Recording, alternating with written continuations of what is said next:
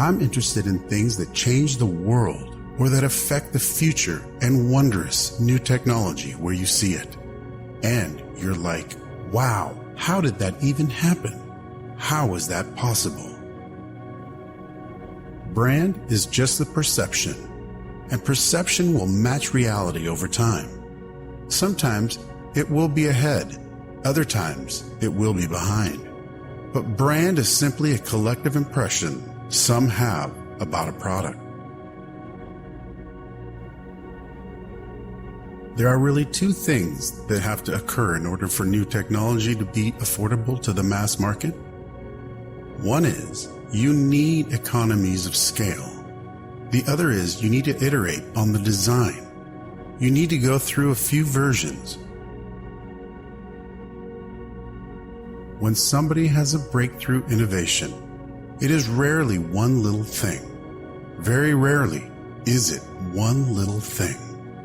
It's usually a whole bunch of things that collectively amount to a huge innovation.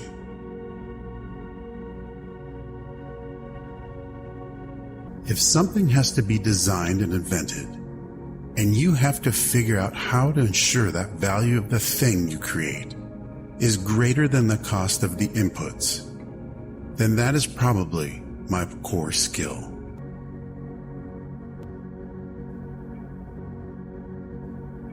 I always have optimism, but I'm realistic. It was not with the expectation of great success that I started Tesla or SpaceX. It's just that I thought they were important enough to do anyway.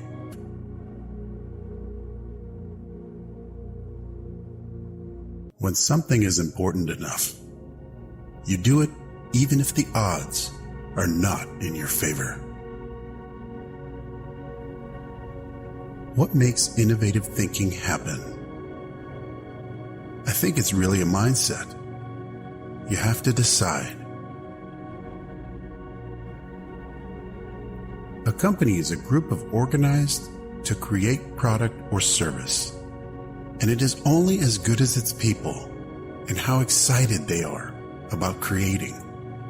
I do want to recognize a ton of super talented people.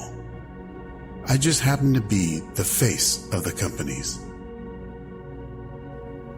I've actually not read any books on time management.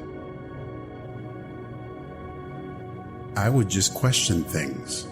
It would infuriate my parents. That I wouldn't just believe them when they said something because I'd ask them why. And then I'd consider whether that response made sense given everything else I knew. It's okay to have your eggs in one basket, as long as you control what happens to that basket. The first step is to establish that something is possible. Then, probably, it will occur.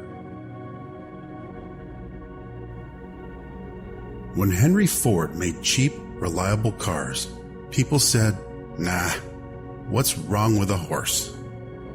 That was a huge bet he made, and it worked.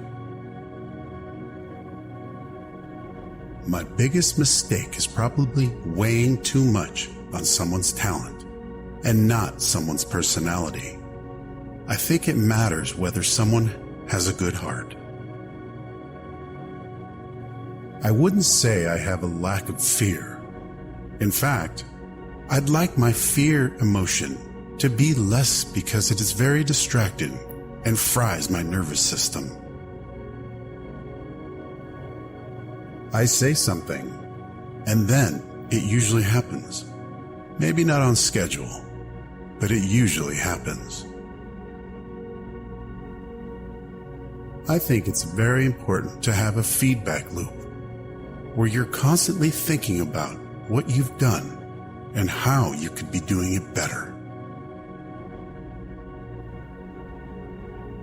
Some people don't like change, but you need to embrace change if the alternative is disaster.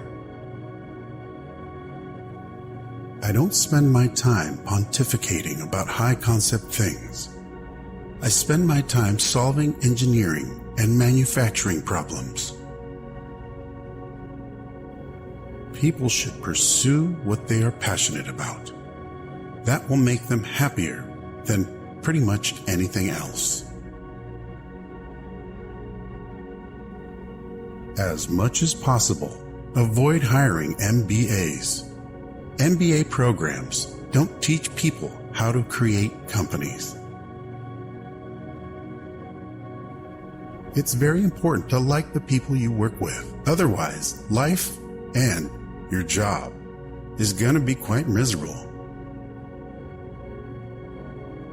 If you're trying to create a company, it's like baking a cake. You have all the ingredients in the right proportion. People work better when they know what the goal is and why. It is important that people look forward to coming to work in the morning and enjoy working